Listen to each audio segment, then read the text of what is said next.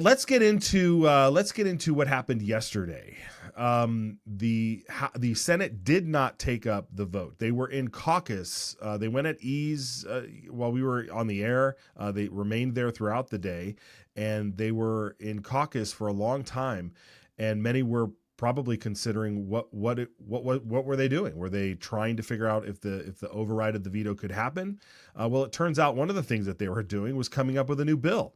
So Dan Foreman showed up at committee with a new bill that sought to address the governor's concern, and we have that clip. I'm here to present RS 32800. In another life, this bill was a Senate bill, 1023. It's been rewritten with a few changes, so I won't go through the entire bill at length because it's been through the entire legislative process and you're probably familiar with it. That Senate bill was recently vetoed, so I reached out to the gentleman on the second floor, and we've had some lengthy discussions with his staff, and we've incorporated some of the changes, or yes, all of the changes that the governor wanted to see. And it is in this RS 32800 on page 1, and I'll just hit the changes to the parent bill in order to save time here.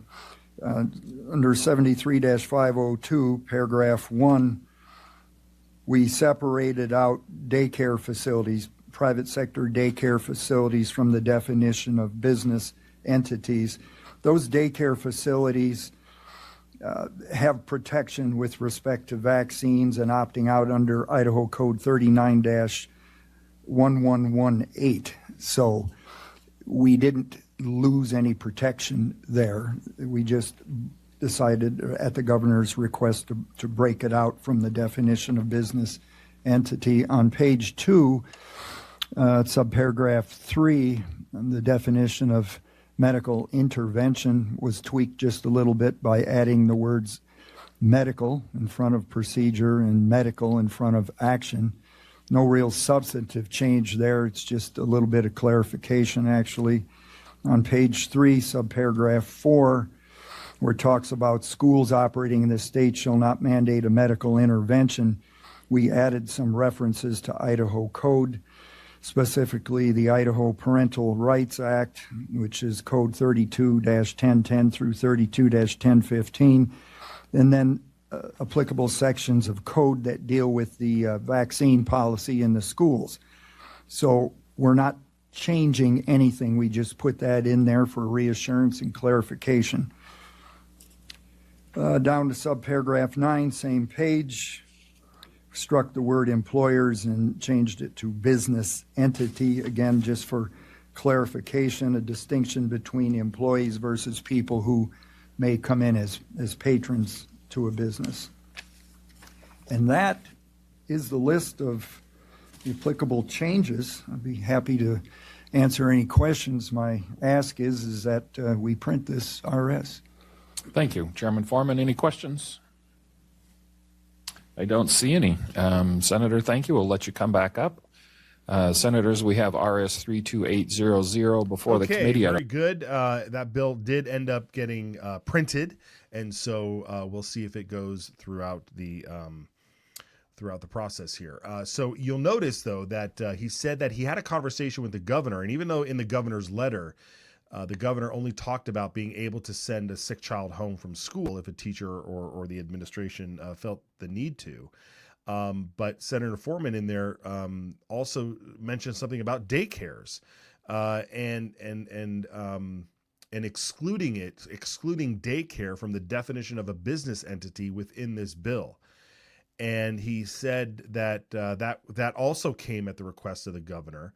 But of course, that wasn't in the governor's letter on the reason why he vetoed it. So giving them the benefit of the doubt that they knew they were going to have this conversation anyway, it sounded to me that Senator Foreman was okay with not excluding daycares from mandating medical intervention, but the fact that they're in another part of the statute vaccines and such are dealt with. Vaccinations within the daycare system is dealt with elsewhere. And so rather than touch that part of code, let's just exclude it from here so that this bill remains the same. I haven't looked at that other part of code. There's other people obviously that are highly focused on all this stuff. So to me, it sounds like they're still trying to figure this out. Regardless of that, Representative Josh Tanner was in the House State Affairs this morning with a bill that only addressed what was in the veto letter. It didn't talk about daycare. It didn't talk about anything of that nature. It just said, look, we are going to talk about Title 33, Chapter 5, that deals with being able to send children home. So let's look at what Representative Josh Tanner mentioned this morning, or presented this morning in the House State Affairs Committee with his new version of the Idaho Medical Freedom Act. Before you is RS 32793. This deals the exact same bill that was actually done, Senate Bill 1023 as amended, that was passed both bodies and the governor had vetoed. Going back to the concerns that the governor had stated on this, we just made sure that we pointed out the correct language for him. And this actually dealt with his concern was being able to send sick kids home. So the amendment that was actually done from Senate Bill 1023 was just adding in that nothing shall supersede the provisions in Title 33, Chapter 5. And if you're really wanting to dig into it, it's I think it's 512. And it's Section 7, and I'll just read it for the committee so that there's no concerns. To exclude from school pupils with contagious and infectious diseases who are diagnosed or suspected of having contagious or infectious diseases, or those who are not immune and have been exposed to an infectious or contagious disease, and to close schools if the board deems that condition warrant such closure based on the consultant with the district's health department, public health districts in which the school district is located. So we just made sure that we addressed the governor's concerns within this. We pointed to the area that kind of gave the authority already for that. But besides that, there was nothing else actually changed or amended to the Senate bill.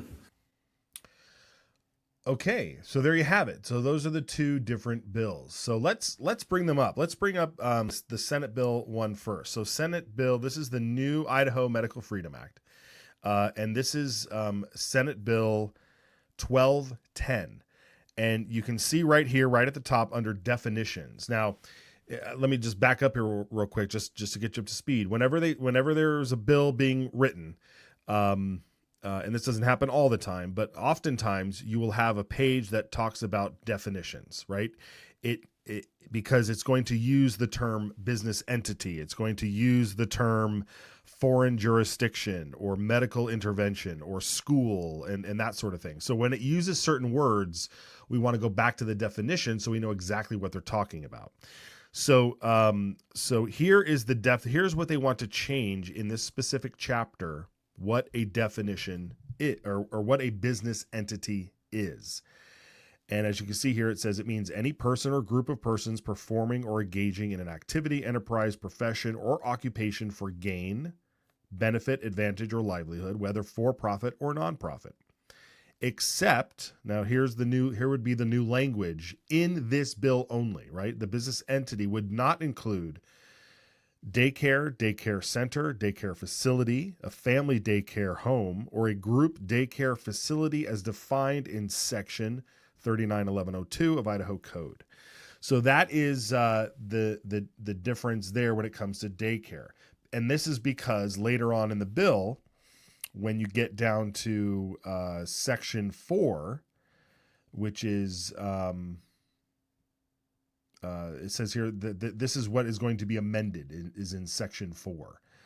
And you can see here that it says on line 32, number 1, a business entity doing business in the state of Idaho shall not refuse to provide service and so forth. And then it goes through all the stuff that we've been talking about, a medical intervention. So because daycare was made the exception in this bill. This bill does not apply to daycares. But Senator Foreman has said, well, when it comes to vaccinations and everything else, daycare has its own language. And so if the daycares can't necessarily look to this bill and say, oh, we can do whatever we want, because they're still beholden to the rules that are elsewhere. Whether or not those rules are strict enough or allow you the freedom enough, I don't have that right now. That's not what's up for debate right now in terms of those rules. So it very well may be that this thing needs to be applied to daycares as well. I mean, those are the youngest of the youngest. Those are the kids that are those are precious gems, right? So, but I'm just here to tell you exactly what this bill does. Okay, so that's what it does. The other thing that this bill does is what Representative Josh Tanner's bill does, which is down in the next page 3. When it comes to schools. And it says here that a school operating in the state shall not mandate a medical intervention for any person to attend school, to enter campus or the school building, or to be employed by the school. Now, this is subject to the requirements of the Idaho Parental Rights Act, and it quotes some sections. It's also subject to Idaho Code, and it quotes some other sections.